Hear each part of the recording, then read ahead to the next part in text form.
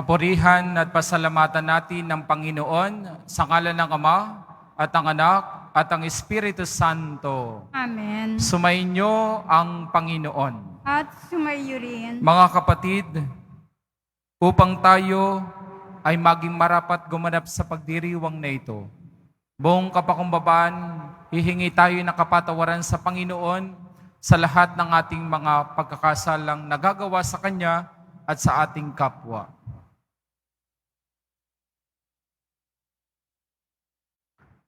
Sabay-sabay nating dadasalin, inaaming ko sa makapangyarihang Diyos at sa inyo mga kapatid, na lubha ko nagkasala sa isip, sa salita at sa gawa, at sa aking pagkukulang. Kaya sinasamo ko sa mahal na Birheng Maria, sa lahat ng mga anghel at mga banal, at sa inyo mga kapatid na ako'y panalangin sa Panginoong ating Diyos. Kaawaan tayo ng makapangyarihang Diyos, patawarin tayo sa ating mga kasalanan, at patnubayan tayo sa buhay na walang hanggan.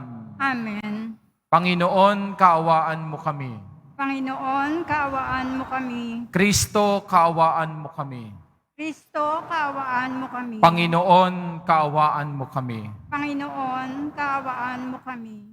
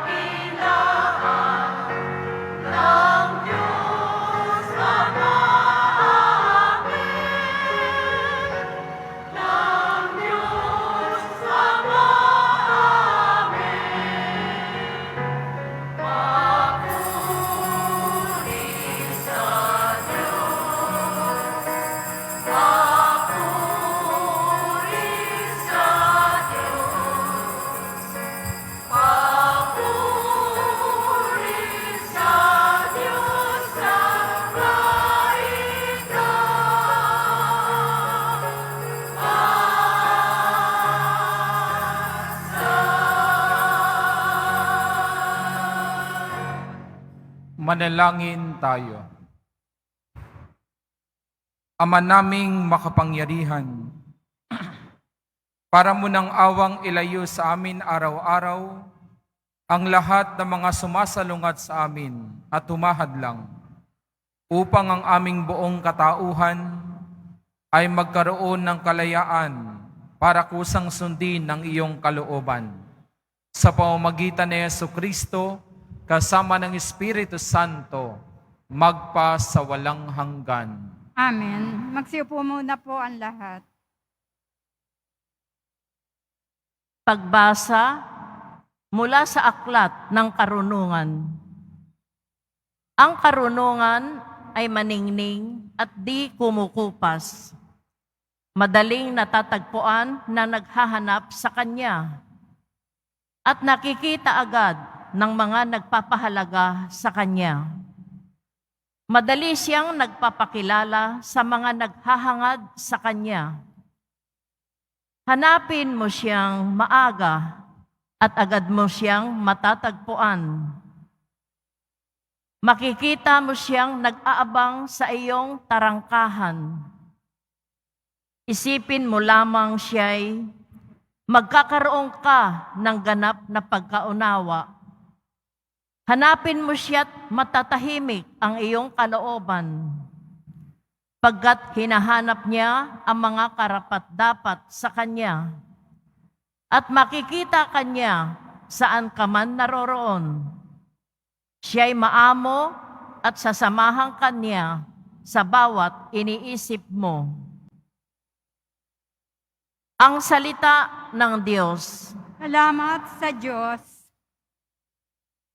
Aking kinasasabikan, Panginoon, ikaw lamang. Aking kinasasabikan, Panginoon, ikaw lamang. O Diyos, ikaw ang aking Diyos na lagi kong hinahanap. Ang uhaw kong kaluluway, tangi ikaw yaong hangad. Para akong tuyong lupa na tubig ang siyang lunas. Aking kinasasabikan, Panginoon, ikaw lamang. Bayaan mong sa sanktuaryo, sa lugar na dakong banal. Ikaw rooy mamasdan ko sa likas mong karangalan.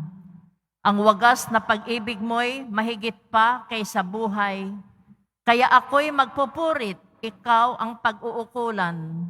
Aking kinasasabikan, Panginoon, ikaw lamang. Habang ako'y nabubuhay, ako'y magpapasalamat, at ako'y dadalangin na kamay ko'y nakataas. Itong aking kaluluway, kakaing may kasiyahan, magagalak na umawit ng papuring iaalay. Aking kinasasabikan, Panginoon, ikaw lamang. Laman ka ng gunita ko, samantalang nahihimlay. Magdamag na ang palaging iniisip ko ay ikaw. Pagkat ikaw sa tuwina ang katulong na malapit, sa lilim ng iyong pakpak, galak akong umaawit.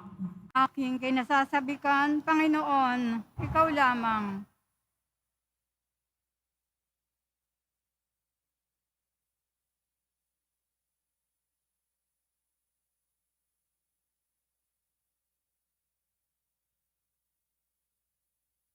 Pagbasa mula sa unang sulat ni Apostol San Pablo sa mga taga-Tesalonika.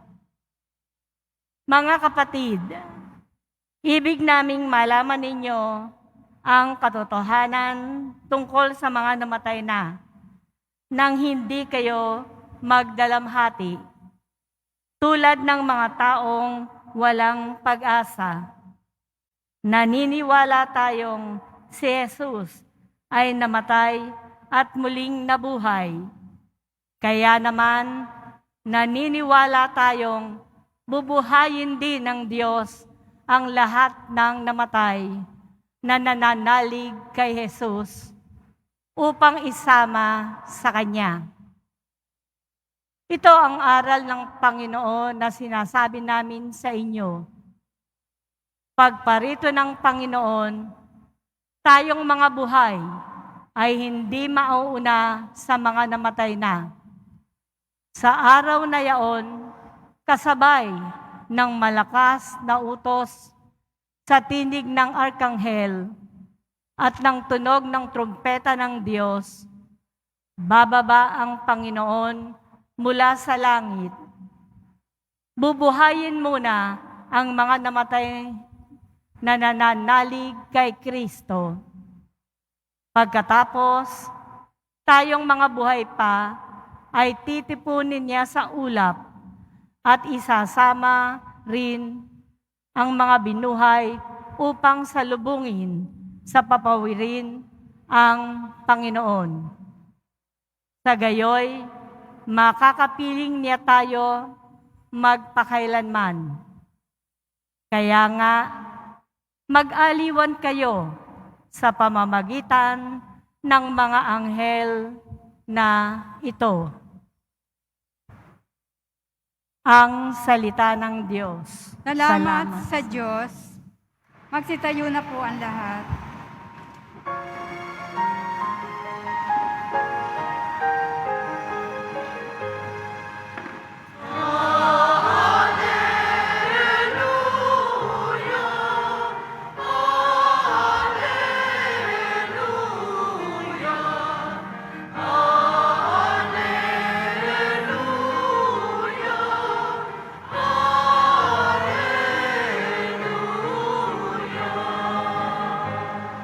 Tayo ay laging magtanong, sapagkat di natin talos ang pagbabalik ni Jesus.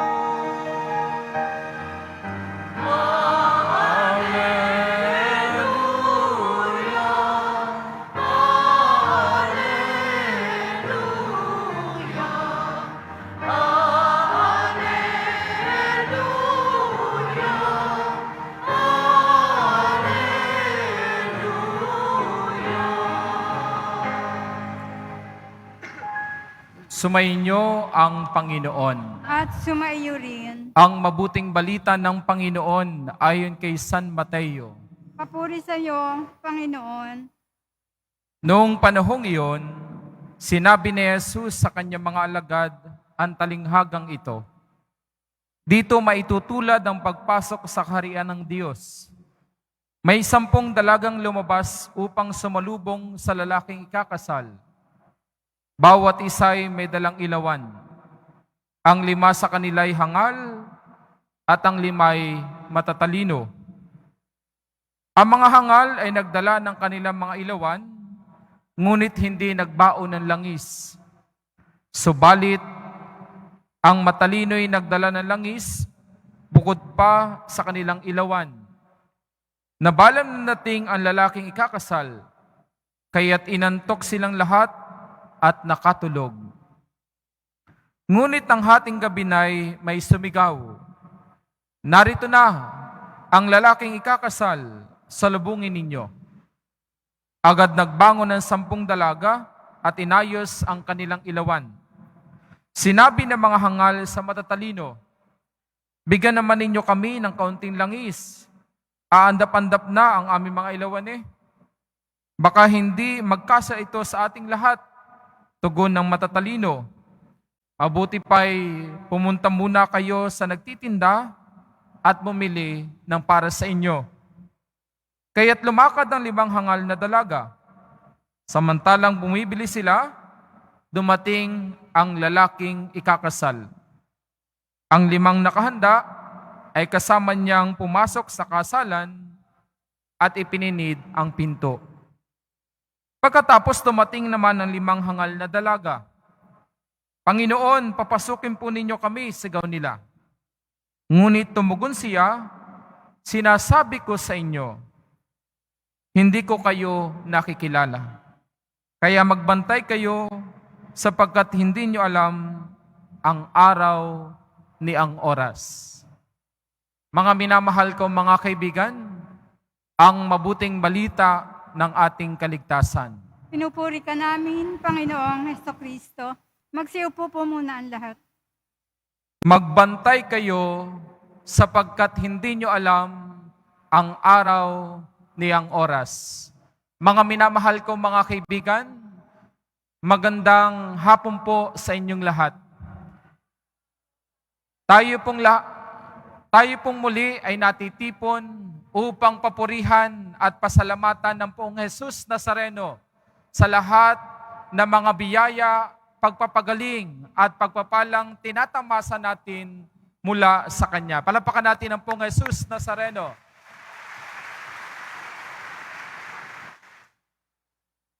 Isa daw po sa kinahiligan nating larong mga Pilipino ay ang larong chess.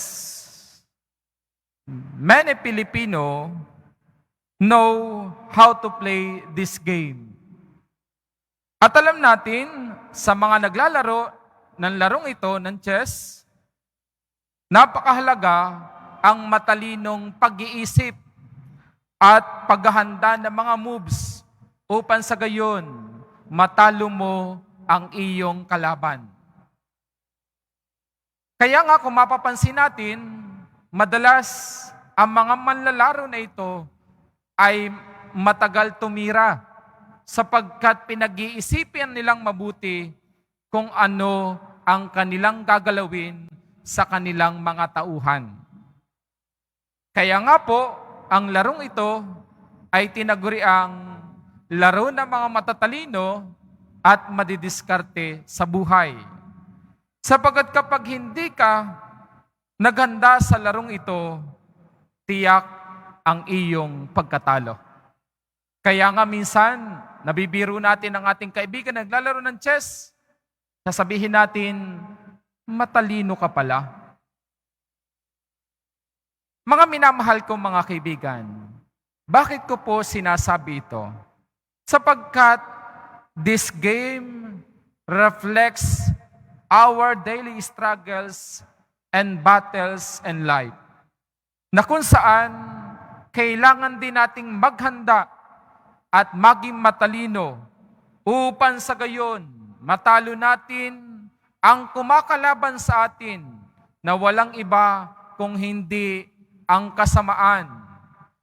Matalo natin upang sa gayon makamtan natin ang langit nating pinapangarap sa ating buhay.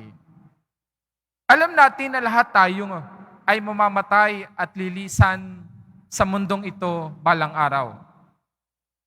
Hindi naman habang panahon, buhay tayo. Taas ang kamay, sino rito ang hindi mamamatay? Lahat naman tayo lilipas sa daigdig na ito. Minsan, pakaramdam mo lang, hindi ka mamamatay, pero mamamatay ka rin. No? Lilipas ka rin. We will all die. Death is a reality and part of life.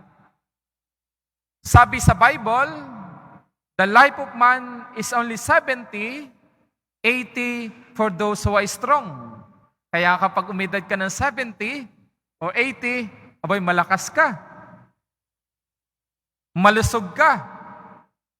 Hindi ka mahilig sa baboy. Kasi hindi nakakahiblad, no? Kaya nga daw po may isang joke, nabasa ko lamang, napanood ko, kapag ka ang tao daw, mula pagsilang hanggang 40, pabangon. Okay? Kaya nga sabi, life begins at 40. Okay? 41, pataas, up to 70, 80, kung malakas-lakas ka, pahiga ka na. Kaya tignan niyo po rito kung sino mga mukhang pahiga na. Okay? Sila po yung mga taong mahirap nang matulog, madali nang magising, madalas nang sumakit ng tuhod, at nauubos na ang buhok. Okay?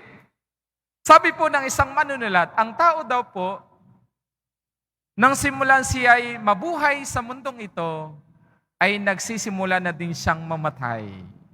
Sapagkat iisa lamang ang ating hantungan, ang kamatayan. Sabi ni Benjamin Franklin, there are two things we cannot escape from this world. Una, pagbabayad ng buwis. Sino po ba mga BIR dito? Hahabulin kayo ng BIR kapag hindi kayo nagbayad ng buwis at lahat naman tayo nagbabayad ng buwis. Bumili ka lamang sa mall, may kaltas na yun. Okay? Pangalawa po ay ang kamatayan. Madali lamang ang buhay. Tayo ay nakikiraan lamang sa daigdig na ito. Tingnan niyo po, dati, bata ka, elementary, high school, makinis pa ang iyong balat. Ngayon, medyo kumukulubot na. Kaya kailangan mong maghaplos ng pangpaganda at magturok ng pampabata. Sapagkat nandoon ang katotohanan kapag kayo'y tumatanda na, nandoon ang katotohanan lilipas na tayo sa mundong ito. Pero mga minamahal ko mga kaibigan, ang purpose natin sa mundong ito ay hindi para mabuhay ng matagal, kung hindi para mabuhay na nanaayon sa kalooban ng ating Panginoong Jesucristo, ng ating Poong Jesus Nazareno. Sabi nga, anuhin mo ang mahabang buhay kung miserable naman. Mabuti pa ang maikling buhay kung ito naman ay patungo sa kalangitan. At ito ang itinuturo sa atin ng ating ebanghelyo ngayon. Kung papaano tayo magkakaroon ng buhay na walang hanggan. Simple lang. Sabi sa atin, maging handa tayo palagi. Sa anong paghahanda? Sa matalinong pagkakaroon ng kababaan ng loob at kalinisan ng puso. Alam ko po, kilala nyo si Alexander the Great. Si Alexander the Great po, bago siya mamatay, may 2 bilin siya. Actually, 3 to. 2 lamang po ang aking sasabihin. Bago na po siya mamatay, una, ang bilin niya, ang gusto niyang nakalawit ang kanyang mga palad na nakikita ng mga tao. Okay? Pangalawa po, kapag daw ho siya namatay, gusto niyang magdadala sa kanyang libingan ay ang mga matatalinong doktor, magagaling na doktor sa kanyang nasasakupan. At isang matalinong general, matapang na general ang nagtanong sa kanya at ang sabi, mahal na emperor, bakit po ito ang inyong bilin? Sabi ni Alexander the Great, gusto kong nakalawit ang aking mga palad. Gusto kong ipakita sa mga tao na bagamat ako'y napakayaman, kahit isang kusing, wala akong madadala sa hukay.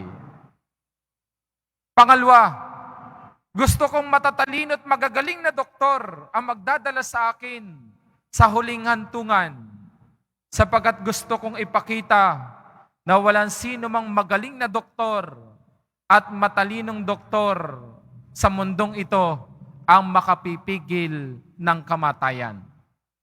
Mga minamahal kong mga kaibigan, sabi nga, dumating tayo sa mundong ito na walang dala, aalis tayo na wala ring dala, pero sana'y mag-iwan tayo ng magandang alaala. Anong magandang alaala? Ang pagkakaroon ng kabutihang loob at kalinisan ng puso. Masama namang kapag ikaw ay namatay at sisilip ang iyong mga kabarangay sa iyong kabaong at sasabihin sa kanilang isip, hay salamat, namatay na rin ang bruha. Gusto niyo po ba yun? Di bagat ang pangit naman? Di bagat napakasarap sa pakaramdam at makikita mo, umiiyak ang iyong mga kaibigan at sasabihin, ang iyong mga kakilala at sasabihin, bakit siya'y namatay? Napakabuti ng kanyang kalooban.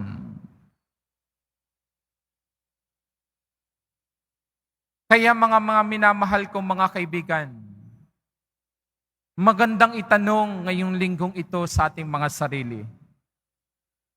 Kapag ako ba ay lumisan sa mundong ito, anong alaala ang maiiwan ko sa aking mga kaibigan at aking mga kapamilya? Tandaan natin, the only thing we can take to heaven is our heart. A clean and humble heart. A heart that is ready to listen, to forgive, to love, and to sacrifice for others.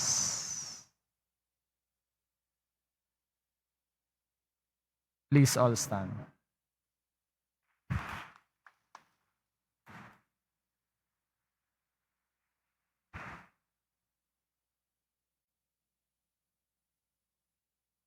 Mga minamahal kong mga sumasampalataya ako Sa Diyos amang makapangyarihan sa lahat, na may gawa ng langit at lupa.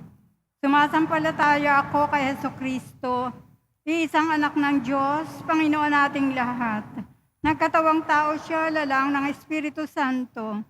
Pinanganak ni Santa Mariang Birhen, pinagpakasakit ni Poncio Pilato, ipinako sa krus, namatay, nilibing, nanaog sa kinaroroonan ng mga yumao, nang may ikatlong araw na buhay na maguli, umakyat sa langit, naluklok sa kanan ng Diyos sa mga makapangyarihan sa lahat. Do magmumulang paririto at hukom sa nangamubuhay at nangamatay na tao. Sumasampalataya naman ako sa Diyos, Espiritu Santo, sa banal na simbahang katolika, sa kasamahan ng mga banal, sa kapatawaran ng mga kasalanan, sa pagkabuhay na muli ng amatay na tao, at sa buhay na walang hanggan. Amen. Mga minamahal kong mga kaibigan, hilingin natin sa Ama na gawin tayong mapagmatyag sa lahat ng oras upang maging handa tayong salubungin ang pagdating ng Panginoong Hesus. Buong pananalig tayong manalangin. Sa bawat kahilingan ng ating itutugon, Panginoon, dinggin mo ang iyong bayan. Panginoon, dinggin mo ang iyong bayan. Upang ang simbahan, ang sambayanan ng Diyos, ay manatiling mulat sa kanyang karangalan bilang kabiyak ni Kristo. Manalangin tayo. Panginoon, dinggin mo ang iyong bayan. Upang ang mga namumuno sa pamahalaan ay lagi magsumikap na tuparin ang kanilang tungkuling tugunan ang mga pangangailangan ng mga mahihirap, nagugutom at walang tahanan. Manalangin tayo. Panginoon, dinggin mo ang iyong bayan. Upang ang mga relihiyoso at relihiyosa ay maging mga tunay na nagpapahalaga sa kaharian ng Diyos nang higit pa sa anumang bagay. Manalangin tayo. Panginoon, dinggin mo ang iyong bayan. Upang ang mga nagdadalamhati at mga nababagabag ay magtiwala sa Panginoon na siyang pumawi sa luha ng bawat tao. Manalangin tayo. Panginoon, dinggin mo ang iyong bayan. Upang ang mga nawalan ng mahal sa buhay ay magkaroon ng lakas at pag-asa sa kanilang pananalig sa buhay na walang hanggan. Manalangin tayo. Panginoon, dinggin mo ang iyong bayan. Sa ilang sandali ng katahimikan, itaas natin sa Diyos ang ating pansariling kahilingan.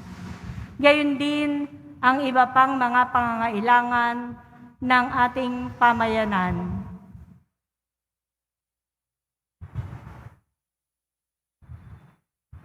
Manalangin tayo. Panginoon, dinggin mo ang iyong bayan.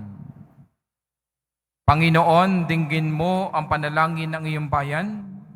Panatilihin mo kaming tapat sa iyo upang maging karapat-dapat kaming makibahagi sa iyong kaliwatian, ngayon at magpasawalang hanggan. Amen. Magsiupo muna po ang lahat.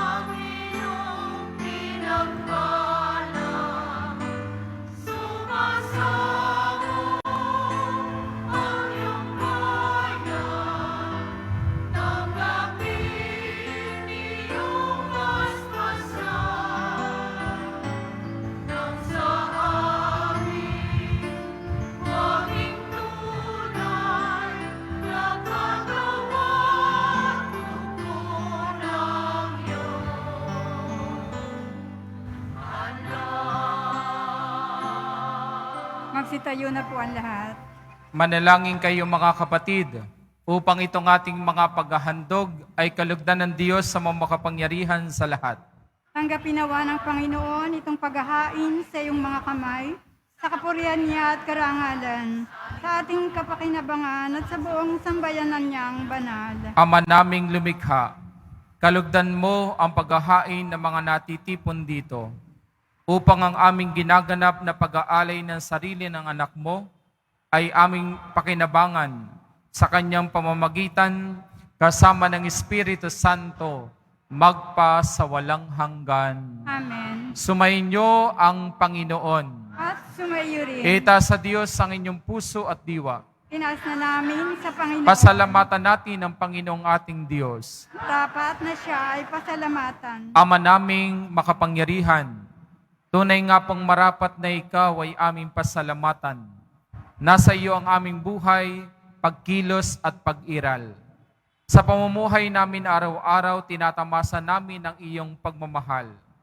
Sa pag-ibig mong ipinunla sa sangkatauhan, ang Espiritu Santo'y unang aning bigay ng anak mong naglagak sa amin ng katiyakan na kalaan mabuhay kami sa piling mo kailanman. Kaya kaisa na maanghel na nagsisiawit ng papuri sa iyo, nang walang humpay sa kalangitan, kami nagbubunyi sa iyong kadakilaan.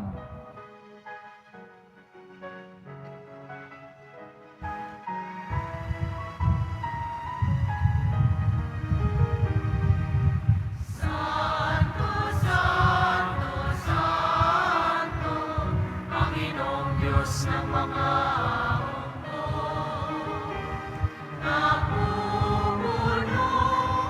Langit at lupa, ng kadakilaan mo.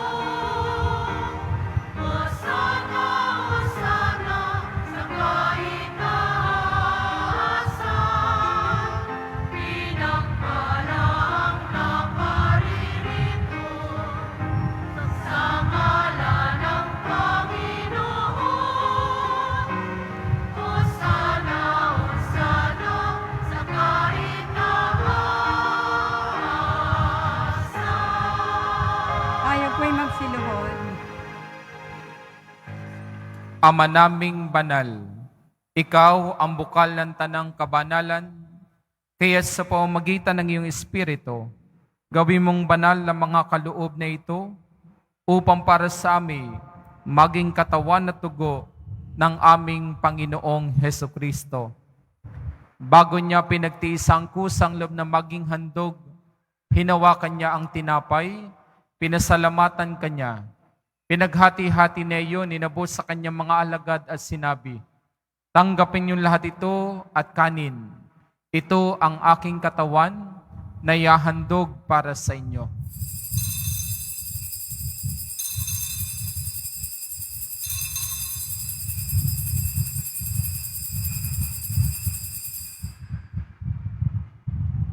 Gayon din naman nung matapos sa ngapunan, hinawakan niya ang kalis, muli kanyang pinasalamatan.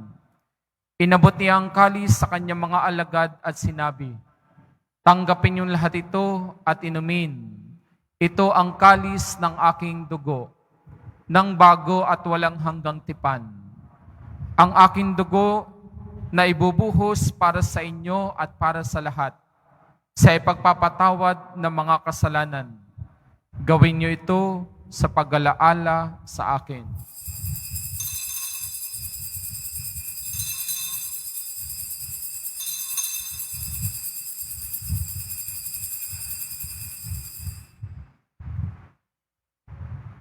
Ipagbunyi natin ang misteryo ng ating pananampalataya. Si Kristo'y namatay, si Kristo'y nabuhay, si Kristo'y babalik sa wakas ng panahon. Ama, ginagawa po namin ngayon ang pag-alaala sa pagkamatay at muling pagkabuhay ng iyong anak. Kaya tinialay namin sa iyo ang tinapay na nagbibigay buhay at ang kalis na nagkakaloob ng kaligtasan. Kami nagpapasalamat dahil kami minarapat na tumayo sa harap mo para maglingkod sa iyo. Isinasamo namin kami magsalo-salo sa katawan at dugo ni Kristo ay mabuklod sa pagkakaisa sa pamamagitan ng Espiritu Santo. Amalingapi mo po ang iyong simbahang laganap sa buong daigdig. Puspusin mo kami sa pag-ibig. Kaysa ni Francisco na aming Santo Papa at ni Jose na aming Obispo at ang Tanang Kaparian. Alalahanin mo rin po ang mga kapatid naming nahimlay na may pag-asang sila'y muling mabubuhay, gayon din ang lahat ng mga pumanaw. Kaawaan mo at patuloyin sila sa iyong kaliwanagan. Kaawaan mo at pagindapating kaming lahat na makasalo sa iyong buhay na walang wakas. Kaisa na mahal na Birheng Maria na ng Diyos, ni San Jose na kanyang esposo, kaisa ng mga apostol, ni San Juan Bautista at lahat ng mga banal na namuhay dito sa daigdig ng kalugod-lugod sa iyo. May pagdiwang nawa namin ang pagpupuri si kararangal mo sa pamamagitan ng iyong anak na aming Panginoong Hesukristo. Sa pamamagitan ni Kristo kasama niya sa Kanya, ang lahat ng parangal at papuri ay sa iyo, Diyos sa makapangyarihan, kasama ng Espiritu Santo, magpa sa walang hanggan.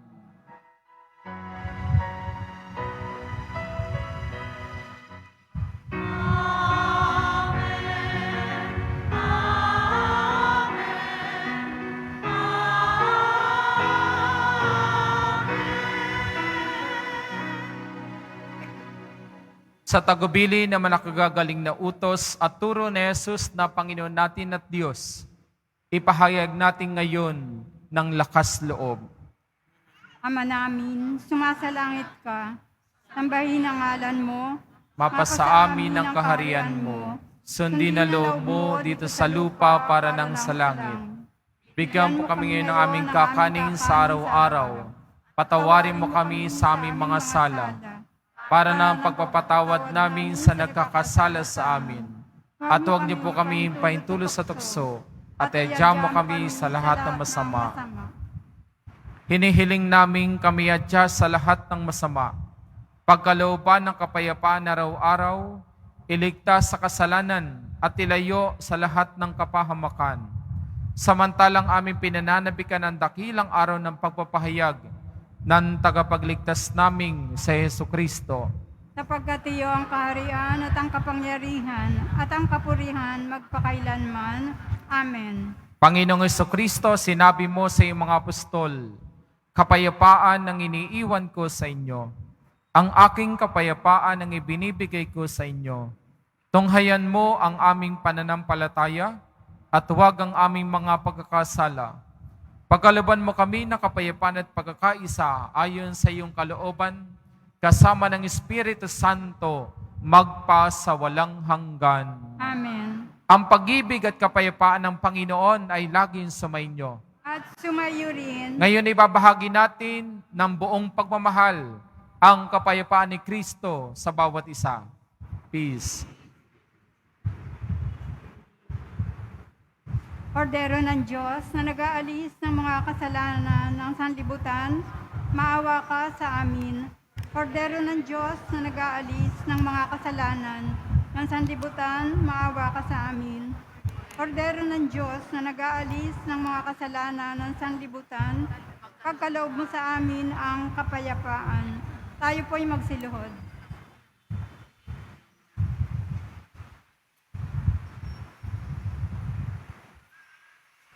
Mga minamahal kong mga kaibigan, ito ang ating Panginoong Kristo, ang kordero ng Diyos na nag-aalis sa mga kasalanan ng sanlibutan.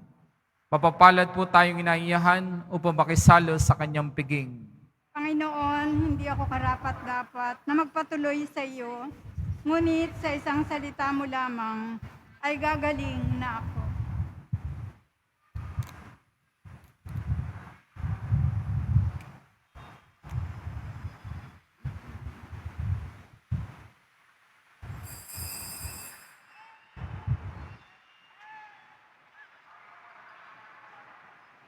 Para po sa lahat ng tatanggap ng banal na komunyon, sasagot po tayo ng amen pagkasabi ng pari o ng lay minister ng katawan ni Kristo. At isubo agad sa bibig bago umalis sa harapan ng pari o ng lay minister. Sumunod po tayo. Maraming salamat po.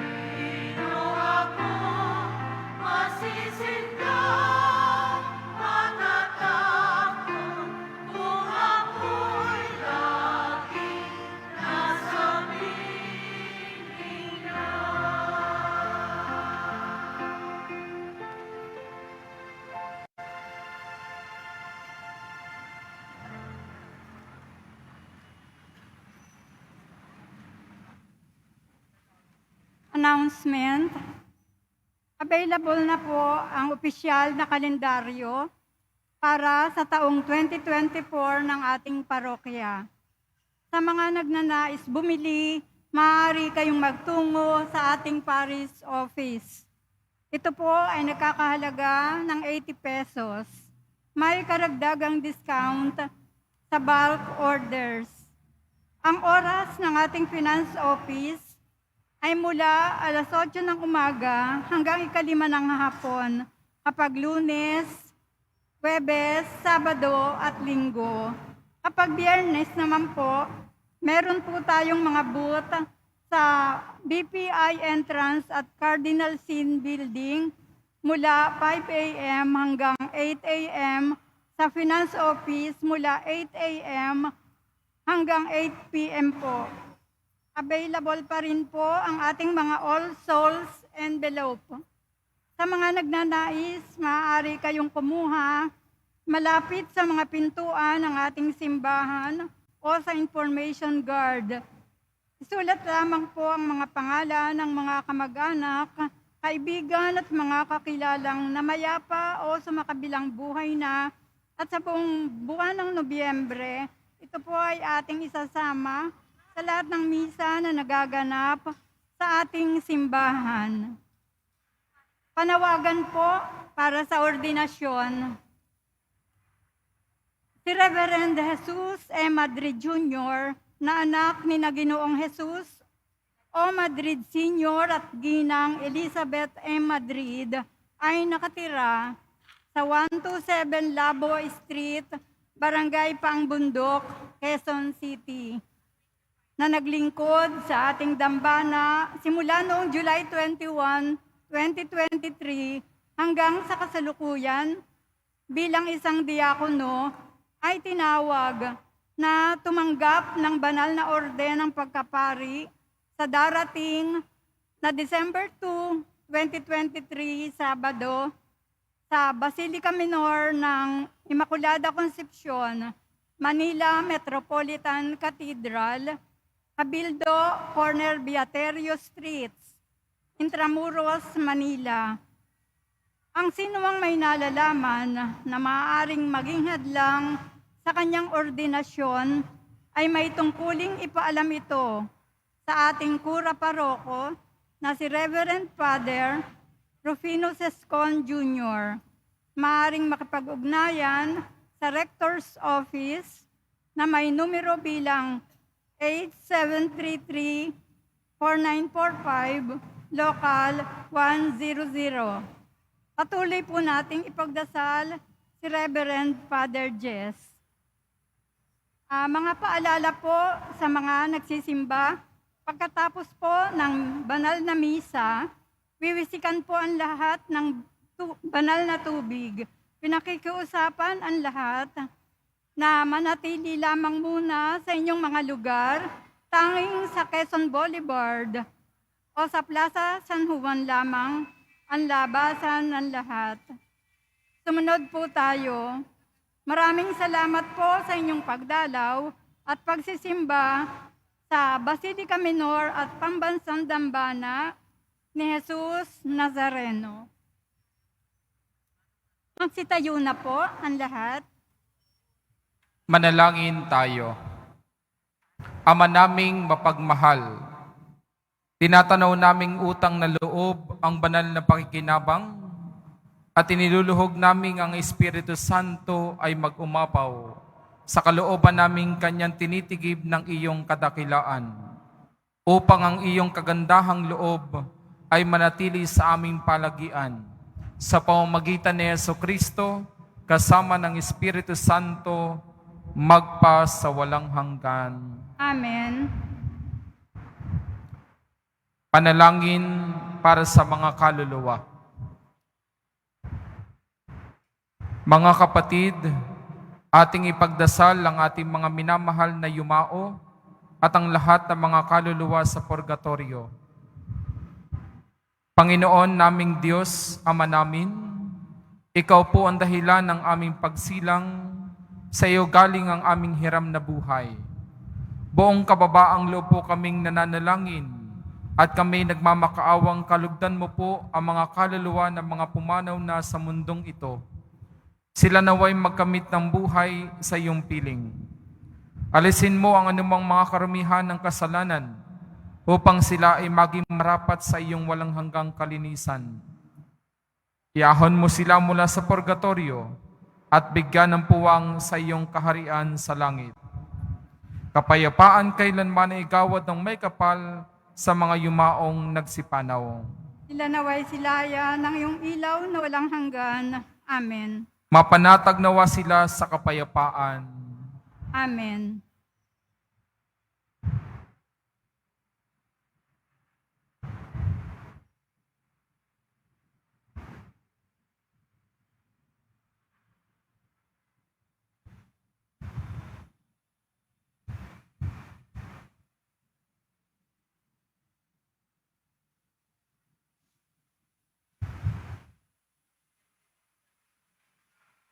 Sumainyo ang Panginoon. At sumayo rin. Mahal na poong Jesus Nazareno, inihayag mo sa pamamagitan ng krus ang walang maliw na pag-ibig ng Diyos sa sangkatauhan. Pakinggan mo ang kahilingan ng iyong angkan na nagsusumamo sa iyo. Makamtanawa nila ang iyong katugunan at tanggapin ang kasagutan na may utang loob na tinatanaw. Basbasan din po ninyo ang mga daladala nilang mga imahen at mga dasalan. Sa pamamagitan ng bendisyon na ito, naway maalala nila ang pangako nila noon sa binyag, na ikaw ay kanilang iibigin at paglilingkuran bilang Panginoon, magpa sa walang hanggan. Amen. At pagpalain kayo ng ating mapagmahal, mapagkalingan Diyos Ama, Anak, at Espiritu Santo. Tapos na po ang ating banal na pagdiriwang. Humayo tayong palaging naghahanda. Salamat sa Diyos.